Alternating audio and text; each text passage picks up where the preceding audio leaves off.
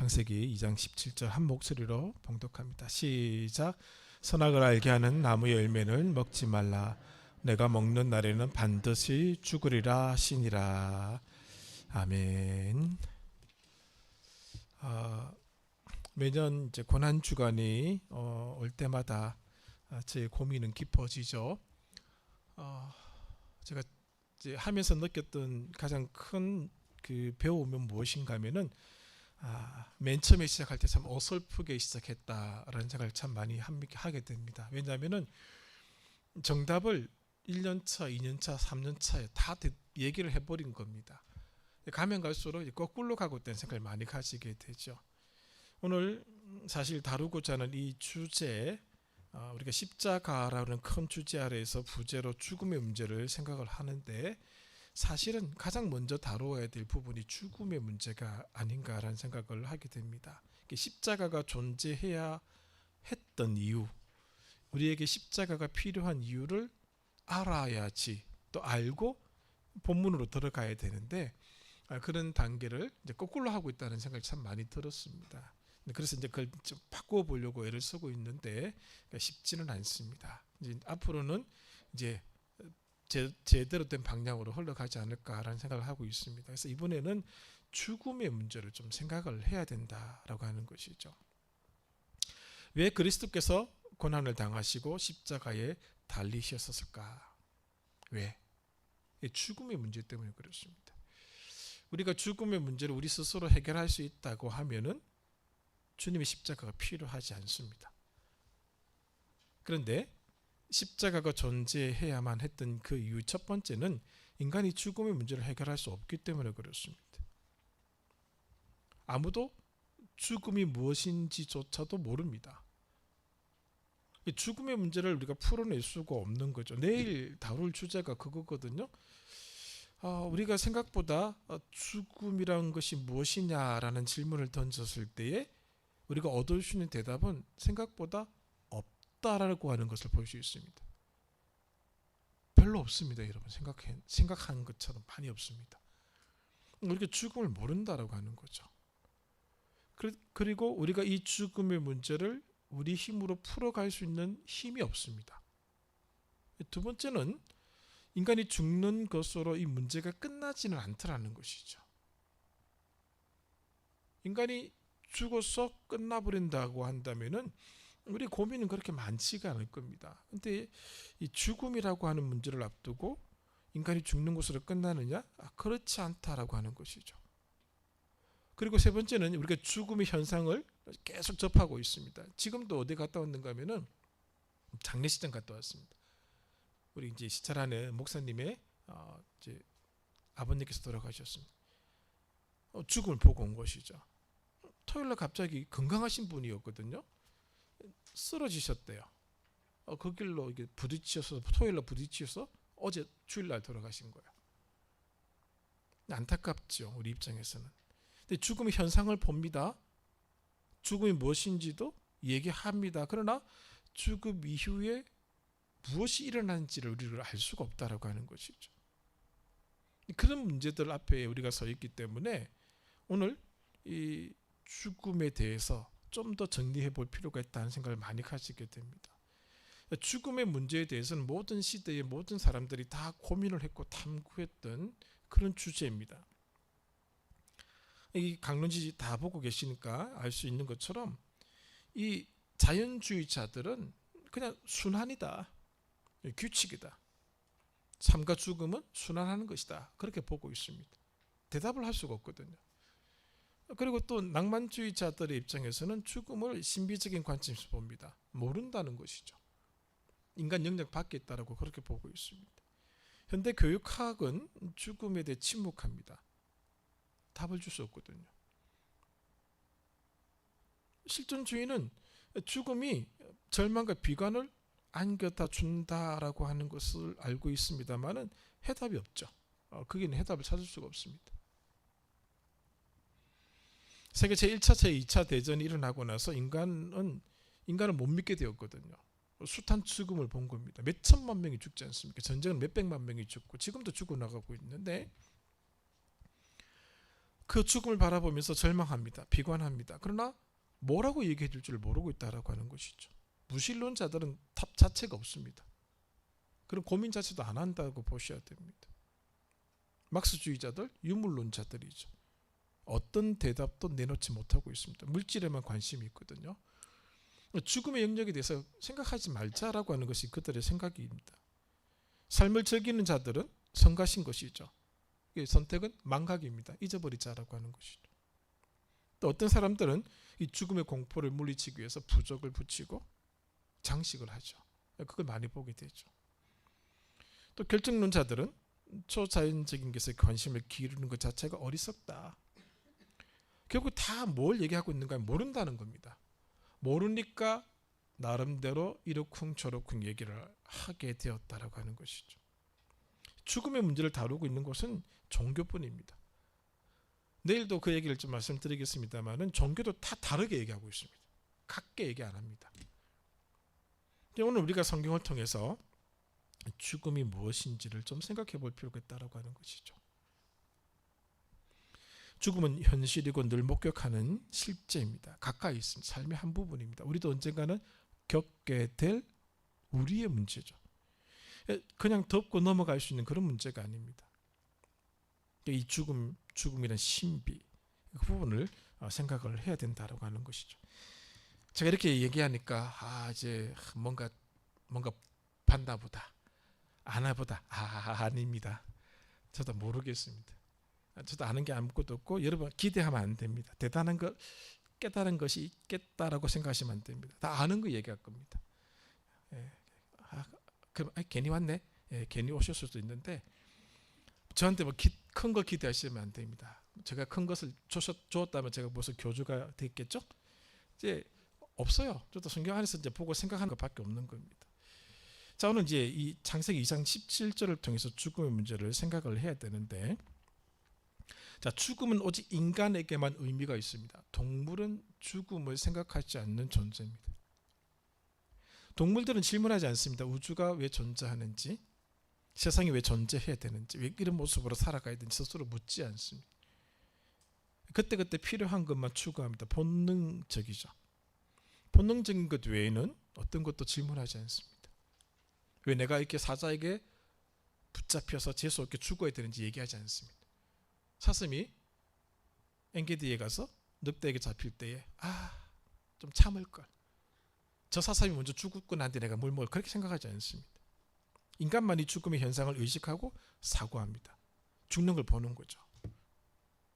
이처럼 삶의 현상을 의식할 수 있는 건 오직 인간뿐입니다. 그리고 우리가 죽음을 알고 있죠. 죽음은 결단코 패배하지 않습니다. 인간이 수명이 아무리 길게 늘어난다 할지라도 죽음은 반드시 승리합니다. 이깁니다. 몸의 구조가 반드시 죽음을 필요로 하는 존재이기 때문에 그렇습니다. 다 숨이 멈추는 날이 있습니다. 가족 얘기를 해서 죄송합니다. 우리 형수님이 루게릭이라는 참 몹쓸 병에 걸렸는데 어떻게 되는가, 마지막에는 심장 근육이 멈추는 거예요. 그러니까 죽는 겁니다. 죽음은 몸의 구조가 그렇게 돼 있는 거죠. 멈출 때가 있다는 거죠. 불로장생을 꿈꾼다 할지라도 무덤으로 향하는 우리의 삶의 여정은 결코 되돌릴 수가 없습니다. 잠깐 한번 위기를 넘을 수는 있겠습니다만은 죽음이라고 하는 것 자체를 벗어날 수는 없다라고 하는 것이죠. 그 죽음에 대한 첫 번째 언급이 어디 나오는가 하면은 창세기 2장 17절입니다. 자, 2장 16절까지 쭉 읽어보십시오. 죽음에 관한 얘기가 안 나옵니다. 창세기 2장 17절에 비로소 죽는다라는 단어가 여기 언급이 되고 있다는 것을 보게 되는 것이죠. 그 전까지는 죽음을 단 한 번도 언급해 본 적이 없습니다. 자, 전에도 한번 말씀드린 것처럼 이상하지 않습니까? 자, 아담에게 선악을 알게 하는 나무 열매를 먹지 말라, 먹는 날에는 반드시 죽으리라. 자, 에덴 동산 안에서의 지금 사건이거든요. 에덴 동산 안에는 죽음이라고 하는 현상이 없습니다. 들어올 수 없는 것이거든요. 죽음에 대한 인식이 아담에게는 없습니다. 근데 너는 이거 먹으면 죽어라고 하는데 그걸 아담이 죽음을 모르는 아담이 그걸 어떻게 받아들이겠느냐 한번 말씀을 드렸지 않습니까? 하나님이 아담이 인식하고 아담이 알 수 있는 것으로 말씀을 하셨으면 좋을 건데 너 죽어. 아담 죽는 게 뭔지 모르거든요. 본 적이 없습니다. 아담이 죽음을 확인한 건 창세기 4장입니다. 자기 아들 아벨이 죽을 때 그 처음으로 죽음의 현상을 본 겁니다. 죽음 실제를 본 거죠. 그 죽음이 주는 고통도 아담도 깨달았고 하와도 깨달았고 가인도 깨닫게 됩니다. 그 전까지는 너 죽어 하면 죽음이 뭐지? 한 번도 본 적이 없는데 여러분 그렇지 않겠습니까? 죽음을 알 수 없는 장소에서 죽음을 얘기한다? 예를 들어서 너 이걸 먹는 날에는 나무에 이제 과실이 떨어지지 않아. 과실은 보니까 떨어진 거 먹기 또 했었으니까 그건 괜찮은데 너 죽어? 왜 죽음을 언급하셨을까? 우리는 당연히 이 장면을 읽으면서 불순종의 대가는 죽음이라고 그냥 쉽게 생각하는데 이제 이 부분을 생각하면서 멈춘 거죠. 왜 죽음을 언급하셨을까? 낯선 개념인데 에덴 동산에서는 없는 개념인데 지금 우리는 있는 개념이죠. 보고 느끼고 언젠가 저도 아버지의 죽음, 어머니의 죽음 품에 안고 경험해봤고 그런 거 다 봤잖아요. 죽음의 현상, 실제에 대해서 전혀 모르는 상태에서 죽음을 얘기한다? 모르는 걸 왜 얘기하셨을까? 죽음이 뭔지를 막 성경책 뒤져보다가 그 고린도전서 15장 26절에 이렇게 말씀하고 있더라고요. 읽어드릴게요. 그냥 맨 나중에 멸망받을 원수는 사망이니라. 멸망받을 원수, 마지막 원수라는 것이죠. 죽음이라고 하는 것은 마지막 원수다 라는 얘기를 해주고 있습니다. 자, 이것을 창세기 2장 17절과 연결을 시켰습니다. 연결시켜 보면은 자, 불순종하게 되면은 마지막 원수에게 넘기신다라고 하는 것이 되는 거죠. 죽음은 뭐냐? 우리가 생각하는 그런 우리가 알고 있는 그런 죽음의 현상이나 실제 그런 것보다 그것도 있겠지만은 주권의 전이가 일어나는 것이다라고 보는 거죠. 그러니까 하나님의 통치하에 있던 자가 이제 죽음의 통치 아래로 들어간다는 겁니다. 십자가의 사건은 무엇인가 하면은 죽음의 통치 아래 있던 자들을 다시 하나님의 통치 아래로 전이시키는 겁니다. 그게 십자가 사건입니다. 왜 십자가가 필요하냐? 왜 우리가 죽음의 통치 아래로 들어갔기 때문에 사망이 왕노릇하는 곳으로 들어갔기 때문에 에덴 동산에서는 아담이 하나님의 통치 아래 있었습니다. 너 죽어라고 하는 것은 이제 죽음의 통치 아래로 들어간다는 거죠. 그렇게 살아왔던 인류를 향하여 하나님이 은혜를 베푸셔서 십자가 사건으로 주권의 전이가 일어나게끔 하신 겁니다. 십자가 사건으로 다시 하나님의 통치 속으로 들어오게 하셨다라고 하는 것이죠. 죽음은 뭐냐라고 할 때에 너 죽어라고 할 때에 아담이 알 수 없는 어떤 현상, 죽음의 실제 경험을 얘기하는 것보다는 이 주권의 전이를 얘기하신 것이 아닌가라는 생각을 하게 되는 것이죠. 이 마지막 원수의 특징이 있습니다. 이 마지막 원수 죽음이라고 하는 것은 하나님처럼 아담을 대하지 않는 존재입니다. 하나님이 아담을 대하듯이 죽음은 사망은 아담을 대하지 않습니다. 은혜를 베풀지 않습니다. 그래서 크리소스톰이라는 유명한 교부가 있습니다. 그분은 죽음을 뭐라고 표현하는가? 폭군이다. 폭군. 하나님처럼 우리를 대해주지 않습니다. 자, 사망이 통치하는 자리에 우리가 들어갔습니다. 그럼 사망이 통치하면은 통치자가 해줄 모습이 있잖아요. 아담은 에덴 동산이라는 곳에서 하나님의 통치를 받았습니다. 그 통치의 결과들은 기쁨, 평화, 한마디로 샬롬이죠. 샬롬. 다윗이 시편 51편에 이런 말을 하잖아요. 무슨 시편 다 알고 계시죠? 다윗이 무슨 얘기를 하는가 하면 이런 얘기를 해요. 51편 12절에 주의 구원의 즐거움을 내게 회복시켜 주시고, 자, 자기가 죄의 이 바세바와의 문제, 우리아의 문제 속에서 죄를 지었습니다. 그때 죄가 자기를 완전히 장악했죠. 그 장악한 결과가 무엇인가 하면 이겁니다. 즐거움, 구원의 즐거움이 없어지는 거죠. 하나도 행복하지 않은 겁니다. 왕인데 모든 걸 절대적으로 가지고 있는 절대 권력자가 하나도 기쁘지 않은 겁니다. 죽음의 통치 아래 있는 것이 드러난 거죠. 하나님이 에덴 동산에서 아담을 통치할 때는 기쁨이 있었습니다. 그러나 주권이 사망에게 넘어간 뒤로부터 아담은 행복하지가 않습니다. 기쁨이 없습니다. 샬롬이 없어집니다. 그러니까 죽음은 또 예외가 없다는 거죠. 누구나에게 다 적용됩니다. 예외적 절차를 두지 않습니다. 예외적인 절차는 딱 두 사람밖에 없죠. 알죠? 에녹과 엘리야 두 분밖에 없습니다. 이것이 주는 의미가 있습니다. 놀라운 장면이죠. 엘리야 사건은 저 뒤편에 나옵니다. 에녹 사건은 어디에 있는가 하면은 창세기 5장에 나오죠. 왜 그럴까? 왜 그럴까? 자, 5장의 특징이 뭔지를 알고 계시죠? 제가 누차 말씀드렸지 않습니까? 5장의 특징은 4장 26절부터 나옵니다. 에노스. 자, 4장 26절. 셋도 아들을 낳고 그의 이름을 에노스라고 하였으며 그때 사람들이 비로소 여호와의 이름을 불렀더라. 자, 에노시라고 발음합니다. 히브리어는 죽을 수밖에 없는 존재란 뜻입니다. 에노시, 약한 인간, 연약한 존재, 그 뜻입니다. 그 연약한 인간의 모습이 어디부터 나오는가 하면 창세기 5장부터 나옵니다. 죽었더라. 다 죽습니다. 다 죽습니다. 사망의 통치 아래, 사망의 주권 아래 있는 존재는 다 죽습니다. 그럼 뭐냐 인간이? 끝이거든요. 이러면 안 되죠. 너무 비참하잖아요. 하나님이 5장 24절을 탁 집어넣어 버리십니다. 에녹이 하나님과 동행하더니 하나님이 그를 데려가심으로 세상에 있지 아니하였더라. 죽음을 극복한 사건이 일어난 겁니다. 자, 이게는 뭘 보여주고 있는가 하면 하나님의 직접적인 개입이 있으면 죽음도 해결된다는 거죠. 근데 이것을 끝내버리셨어요. 그냥 맛배기 딱 보여준 거죠. 영화 드라마 좋아하시죠? 물론 드라마를 더 사랑하실 일이라 생각하는데 드라마 볼 때마다 우리가 느끼는 게 있죠. 뭔가 좀 암시해 주길 원하잖아요. 이 암시입니다. 하나님의 개입은 죽음을 이기게 한다는 것이죠.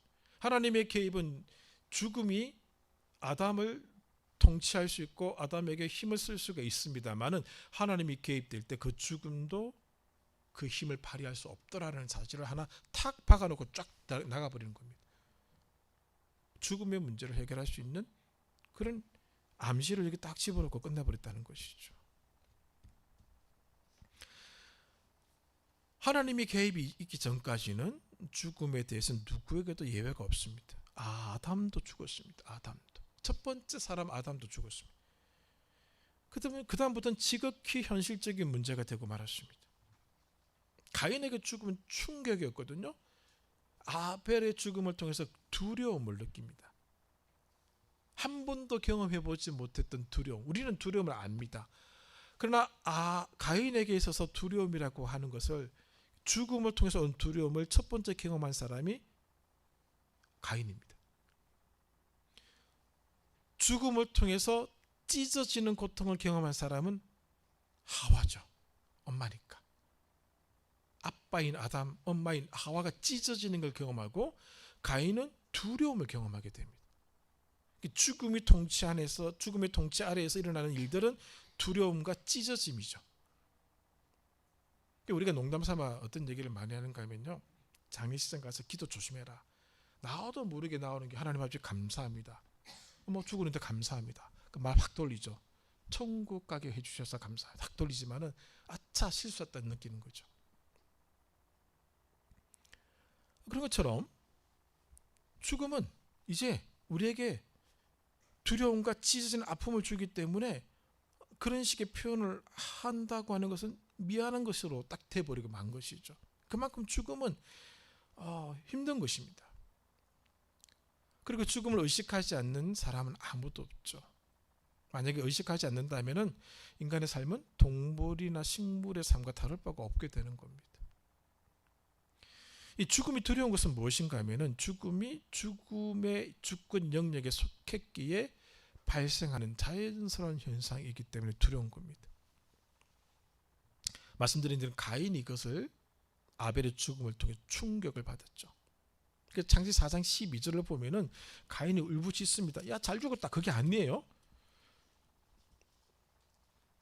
내가 밭을 갈아도 땅이 다시는 그 효력을 내게 주지 아니할 것이요 너는 땅에서 피하며 유리하는 자가 되리라. 가인이 13절 여호와께 아뢰되 내 죄벌이 지기에 너무 무거우니이다. 그러니까 이 죽음은 가인은 두려움과 한숨 속에서 울부짖는 자가 되었다라고 하는 것이죠. 그러니까 죽음을 맞기 전에 죽음이 주어졌기 때문에 그렇습니다. 가인의 죽음이라는 것이 일어나기 전에 아벨을 통해서 죽음을 경험한 겁니다. 죽음을 맞이한 것이죠. 그러니까 두려운 거죠.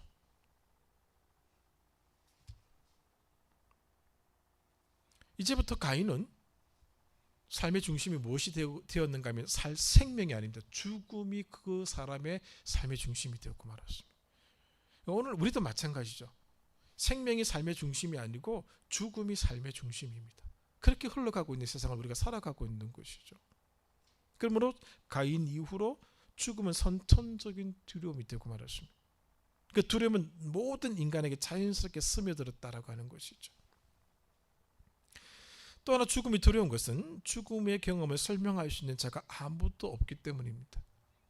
죽음 현상까지는 봅니다. 그러나 그 이후로는 모른다는 거죠. 앞에서 말씀드린 그러니까 죽음은 신비입니다. 신비. 답이 닫혀 있다는 뜻이죠. 자신의 죽음을 세상적인 경험의 한 부분처럼 체험할 수 있는 사람은 아무도 없습니다. 경험하고 죽겠다 그런 사람 없다라고 하는 거죠. 임사 체험자라는 사람들이 생기는데 안 죽은 거예요. 일단은 가까이 갔을 따른 죽지는 못했다라고 하는 거지. 오직 단 한 번 처음이자 마지막으로 그 사건을 경험하는 순간 우리는 이 세상과 교제할 수가 없습니다. 나는 그 죽음의 신비를 경험할 수 있습니다. 죽음이 무엇인지 알 수 있습니다. 그러나 그거로 끝나버립니다. 내가 아는 것으로 딱 끝나버리죠. 전해줄 수가 없다는 겁니다. 그러면 죽음의 신비는 그 깊이를 더해가고 있을 뿐이죠. 2000년의 철학이 죽음의 문제를 다루려고 애를 써봤습니다. 철학의 가장 중심된 주제는 인간이 무엇이냐라고 하는 것이거든요. 그것에 대한 답도 내리지 못했는데 인간 너머에 있는 죽음에 대해서 얘기를 하겠습니까? 못한다는 것이죠. 죽음의 신비 계속 그 깊이를 더가다 보니까 요즘에는 그냥 회피해버리는 거죠. 이렇게 해도 모르겠고 저렇게 해도 모르겠고 모른다 하자 그렇게 돼버리는 것이죠. 소멸하고 죽는다는 것만 알려져 있다라고 하는 거죠. 또 죽음이 두려운 것은 자신의 죽음으로 하나님께서 정하신 다른 사람의 죽음을 대신할 수가 없다는 겁니다. 다른 사람을 대신하여 죽을 수는 있습니다. 그러나 그 죽음이 다른 사람을 죽음에서 구하는 죽음이 되는 건 아닙니다. 우리끼리는 할 수 있어요. 야, 이 사람 죽이고 나 살려줘. 그건 가능하죠. 우리끼리는. 그러나 하나님 앞에서 그 사람의 죽음이 나의 죽음을 대신해 줄 수 있는 건 없다는 것이죠. 인간의 죽음을 제대로 우리는 파악할 수가 없습니다. 현상, 죽음의 신비에 근접이 불가능한 것이죠. 그 죽음의 신비를 알고 싶어 하지만 아무도 설명해 주지 않습니다.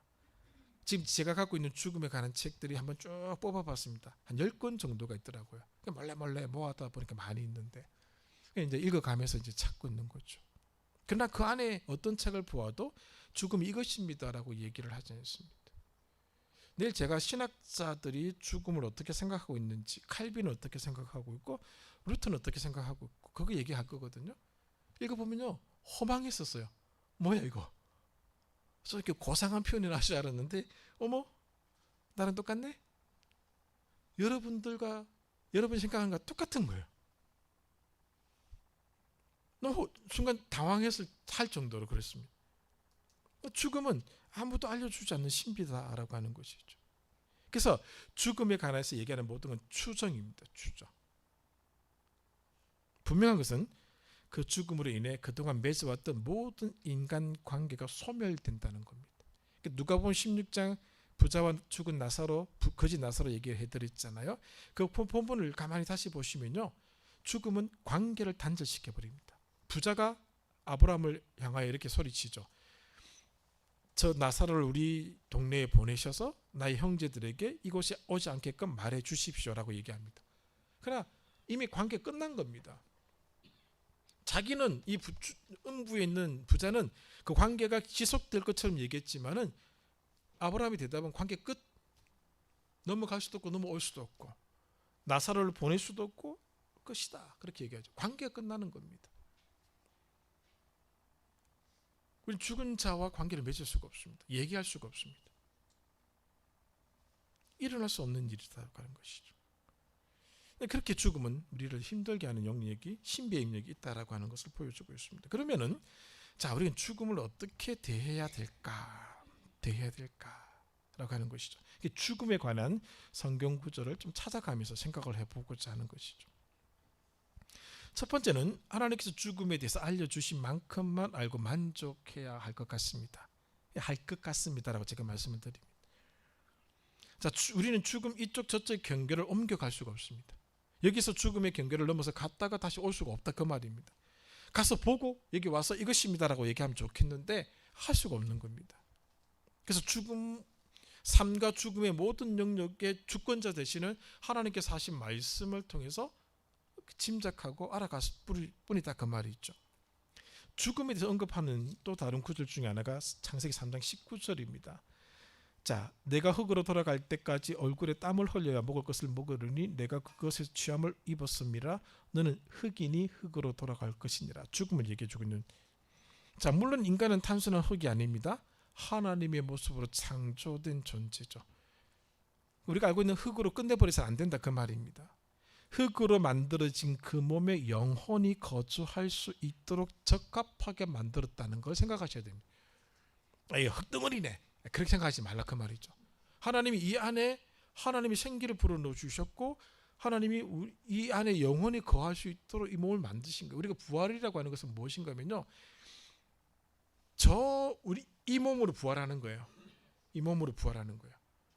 하나님 만드실 때는 가치 없게 만들지 않으셨습니다. 흙으로 우리를 만들 때는 굉장히 하나님이 아이고 만들다가 막 6일 동안 만들기 힘들어 죽겠다 해서 이렇게 대충 그렇게 만든 게 아니에요. 하나님이 생기가 들어와서 생명이 될 수 있을 존재의 몸이라는 겁니다.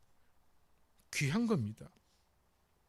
그런데 흙으로 돌아가라고 얘기를 하고 있는 거죠. 그래서 우리는 영적인 존재이기도 하고 물질적인 존재고, 물질의 세상에도 접하고 영적인 세상에 접할 수 있는 그런 존재가 되고 만 것이죠. 하나님의 음성을 육신의 몸을 입고 있었던 아담은 들었습니다. 절대적 거룩한 자와 함께 아담은 에덴 동산에 거닐었습니다. 이 몸을 가지고.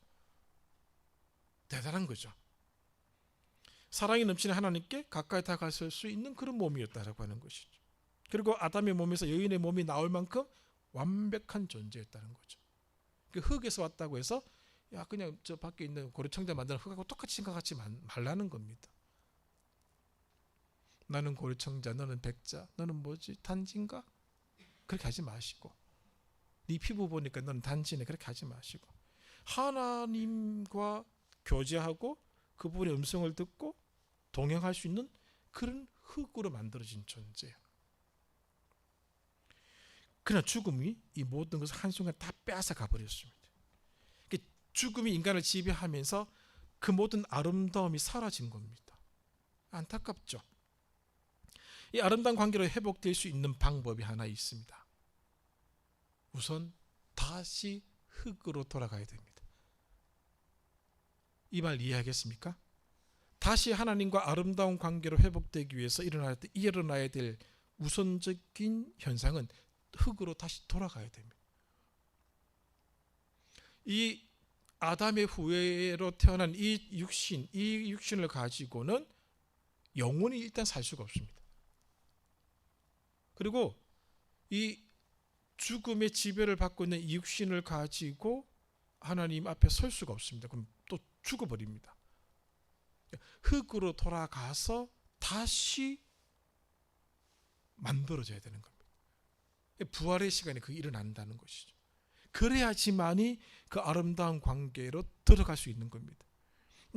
우리가 죽음에 대해서 생각할 때에 흙으로 돌아가는 것이, 왜 흙으로 돌아가는 것이 끝장 그게 아니고 사망의 말뜻 말씀드렸죠. 나 지금 아무것도 없어지는 거 그게 아니고 다시 부활할 수 있는 몸으로 돌아가서 아담의 첫 아담의 영향을 받지 않는 몸으로 다시 회복되어야지만이 이 아름다운 관계가 다시 만들어질 수 있게 되는 겁니다. 그래서 흙으로 돌아가는 겁니다. 그러니까 죽음은 우리에게 찢어지는 아픔이 있고 두려움도 안겨다 주는 것이지만은 이 죽음은 새로운 시작의 기회가 된다는 것이죠. 그래서 창세기 3장의 에덴 동산에서 내쫓아 버린 겁니다. 생명나무 실과를 못 먹게끔. 아담의 몸을 입고 범죄한 아담의 몸을 입고 영원히 사는 건 저주입니다. 그 몸으로는 하나님과 교제를 할 수가 없습니다. 그 몸으로는 에덴 동산에서 아담이 첫 번째 하나님과 교제했던 모습이 발생하지 않습니다.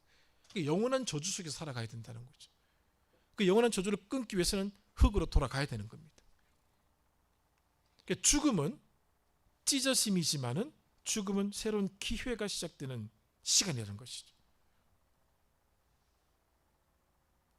그러니까 죽음은 마냥 아픈 것은 아니다라고 하는 걸 받아들이셔야 된다. 그러니까 우리는 그냥 장례식장에서 부활의 몸으로 다시 일어날 것입니다. 그렇게 얘기해서 위로를 주려고 하는데 그 말이 왜 위로가 되는가 하면 이 구절 때문에 그래서 너는 흙으로 돌아가라. 다시 불러일으키겠다는 거죠. 불러일으킬 때는 부활의 몸입니다. 그때는 에덴 동산에서 일어났던 아름다운 관계로 하나님을 대할 수가 있는 몸이 된다라고 하는 것이죠. 그래서 고통만이 아니고 슬픔만이 아니다라고 하는 겁니다. 죽음이 이런 모습이 있다라고 하는 것이죠. 두 번째는 영혼은 불멸이나 육체는 불멸이 아닙니다. 영혼의 불멸도 자연적인 것은 아닙니다. 하나님의 은총의 결과라고 보셔야 됩니다. 만약에 인간의 육체가 불멸로 창조되었다면 절대로 죄를 지어서는 안 됩니다. 그 상태를 유지해야 되는 거죠. 불멸의 상태로 죄를 지었다? 그러면 우리 육신 안에 죄가 들어온 거예요. 그 죄가 불멸이 되는 겁니다. 죄도 불멸이 되는 겁니다. 해결할 방법이 없는 겁니다. 그래서 우리 육신은 생명을 취할 수도 있는 몸이고 죽음을 취할 수도 있는 몸으로 주어진 겁니다. 일종의 선택할 수 있는 몸으로 주어진 거죠. 근데 아담의 선택은 죽음으로 가는 몸을 선택한 것만 겁니다. 불멸의 존재가 죄를 짓게 되면 더 심각합니다. 그래서 창세기 3장에 말씀드린 것처럼 3장 22절 여호와 하나님이 이르시되 보라 이 사람이 선악을 알게 아는 일에 우리 중 하나같이 되었으니 그가 그의 손을 들어 생명나무 열매도 따먹고 영생할까 하노라. 여호와 하나님이 에덴 동산에서 그를 내보내어 그의 근원이 된 땅을 갈게 하시니라. 이같이 하나님이 그 사람을 쫓아내시고 에덴 동산 동쪽의 그룹들과 두루 도는 불칼을 두어 생명나무의 길을 지키게 하시니라. 자, 죄를 지은 몸이 불멸이 되어버리면 그 자체는 해결할 수 있는 방법이 없는 것이죠. 그래서 흙으로 돌아가게 만들어야 되는 겁니다. 그래 다시 일으킬 수 있는 길이 열리게 되는 것이죠.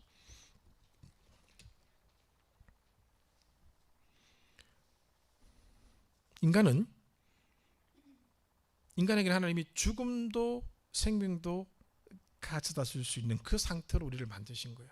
그때 아담이 생명을 선택하는 길을 걸어가셨으면은 일정한 어떤 과정을 거쳐서 영원히 그 육신을 가지고 영원히 살아갈 수 있는 존재가 되었을 것입니다.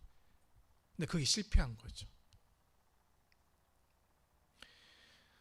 그 다음에 세 번째 생각해야 될 것은 죽음은 아담을 완전히 다른 존재로 만든다라고 하는 것이죠. 죽음은 우리를 완전히 다른 존재로 만듭니다. 어떤 존재? 하나님과 상관없는 존재가 되게 했다라고 하는 것이죠. 죽음은 에덴 동산에서는 전혀 알 수 없는 개념이었습니다. 죽음은 생소한 개념이었습니다. 에덴에서는. 아담은 죽을 존재로 창조된 것이 아닙니다. 근데 그의 의지가 불멸을 향해 가는 존재였었습니다. 그런데 그 앞에 계명이 주어지게 되고 그 계명의 자유의지로 선택을 하게 되고 그리고 죽음의 통치 아래로 그가 들어가게 된 것이죠. 이 죽음은 하나님과 완전히 단절시키는 겁니다. 예수님께서 십자가에 달려 돌아가실 때에 왜 고통하셨을까? 그 고통이 얼마나 클까라고 생각하는데 그 당시 십자가에 달려 죽은 자 중에 예수님보다 더 고통스럽게 돌아간 사람이 더 많습니다. 십자가 처형에 있어서. 자, 예수님에게 창으로 허리를 옆구리를 찔러서 물과 피를 다 쏟게 만들었죠. 빨리 죽인 겁니다.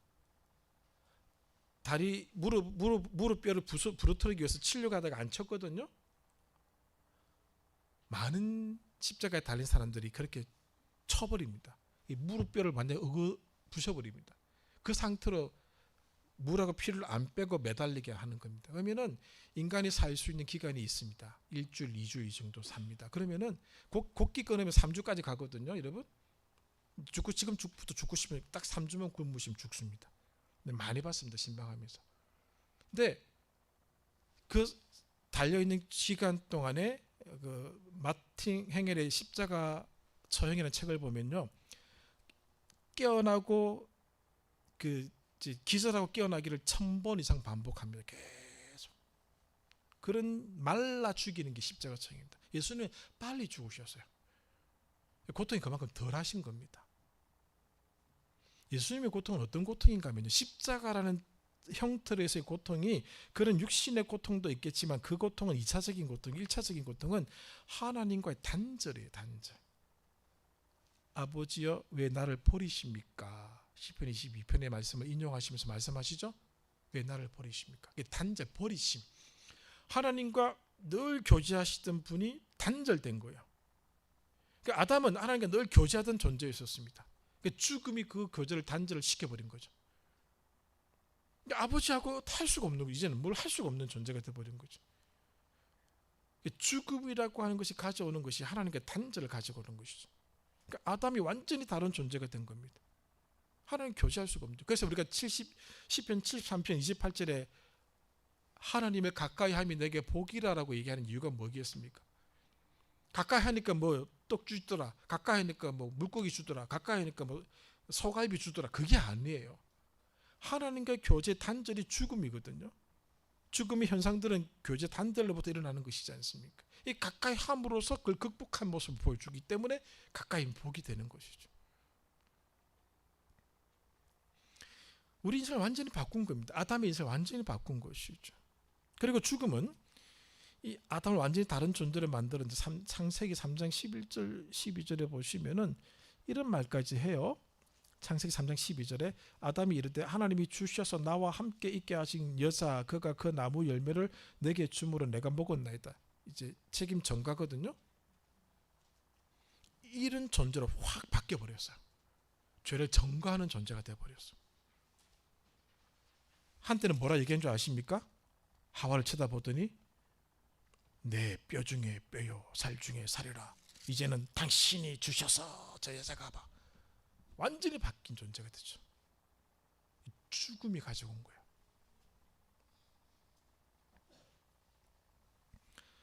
그 다음은 죽음은 무엇을 가르쳐주고 있는가 하면 죽음의 합당한 존재라고 하는 사실을 가르쳐주고 있습니다. 우리는 다 죽는 존재가 되어버렸죠. 그러니까 죽음의 영역에 들어간 아담에게 세 가지 현상이 생겼는데 첫 번째는 하나님처럼 되려고 합니다.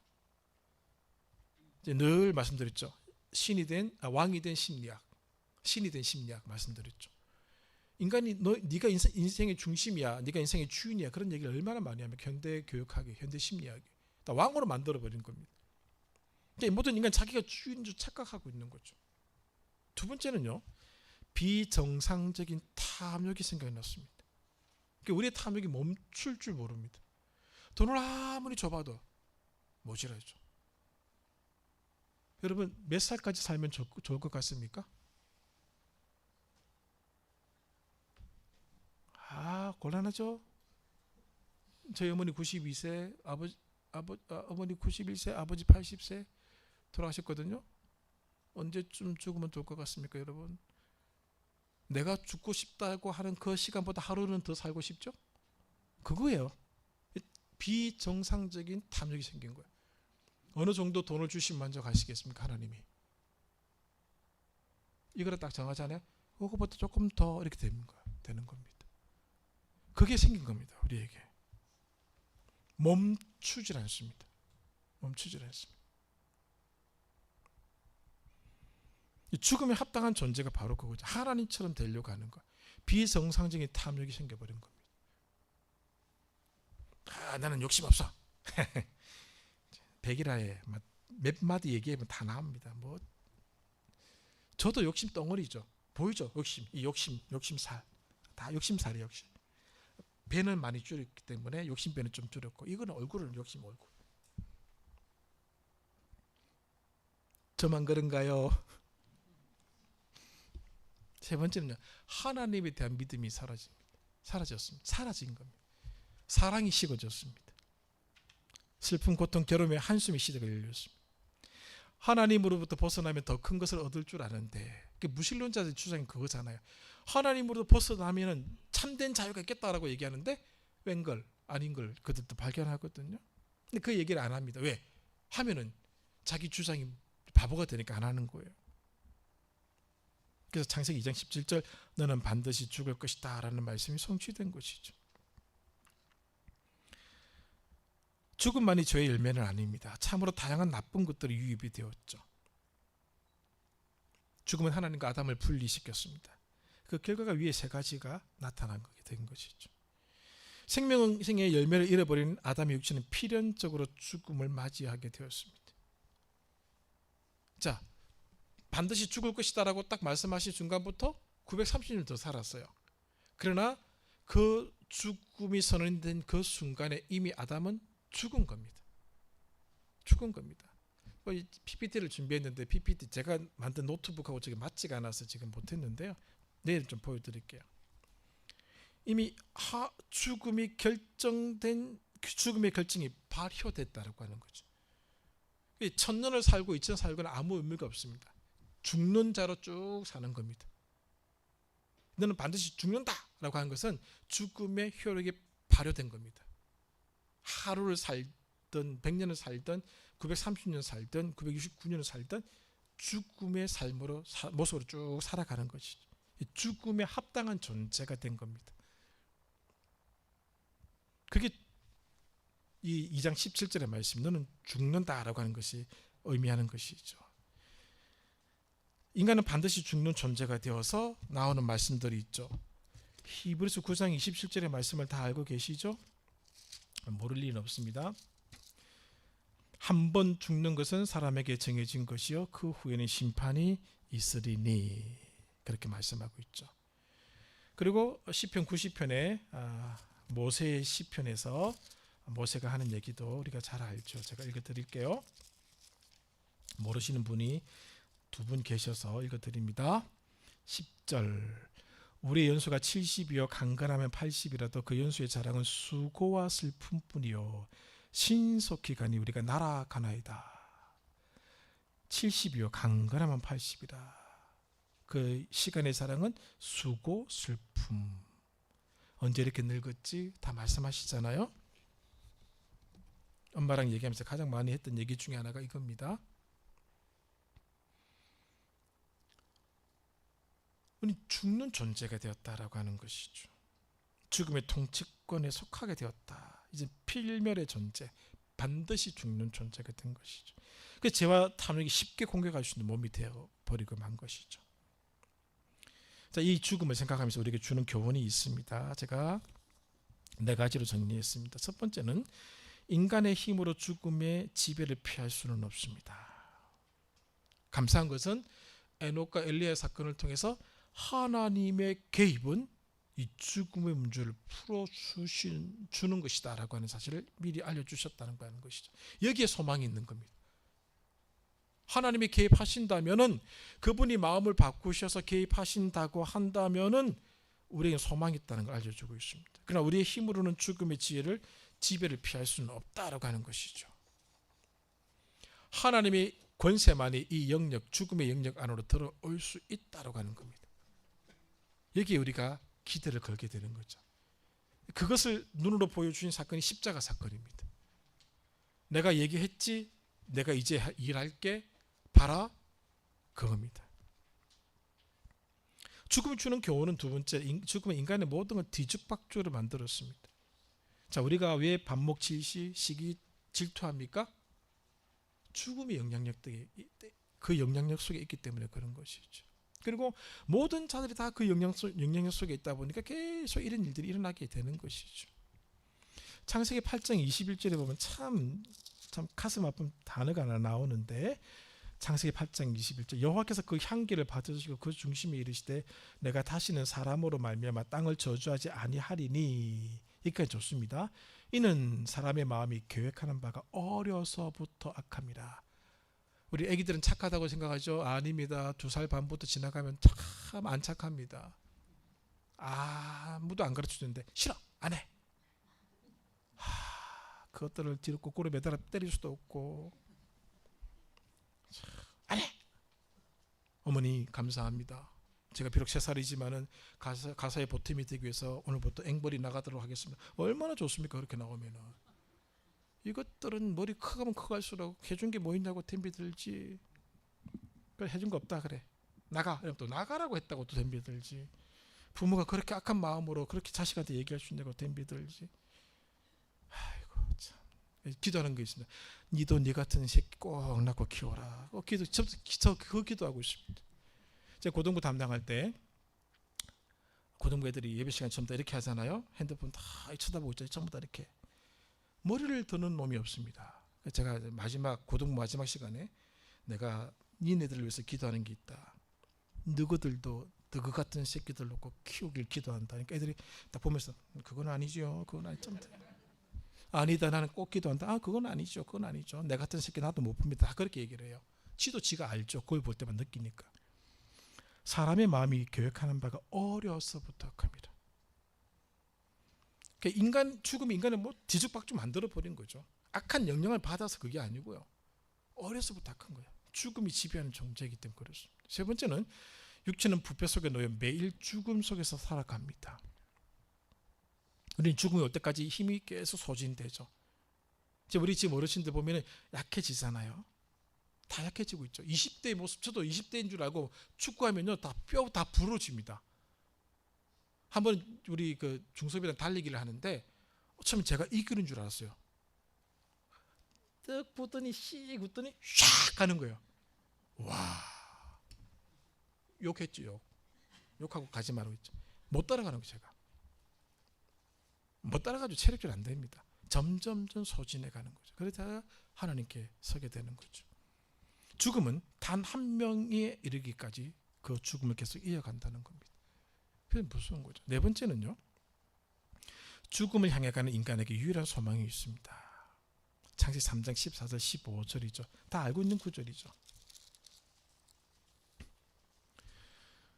15절만 읽겠습니다. 내가 너로 여자와 연수가 되게 하고 내 후손도 여자의 후손과 원수가 되게 하리니 여자의 후손은 내 머리를 상하게 할 것이요 너는 그의 발꿈치를 상하게 할 것이니라.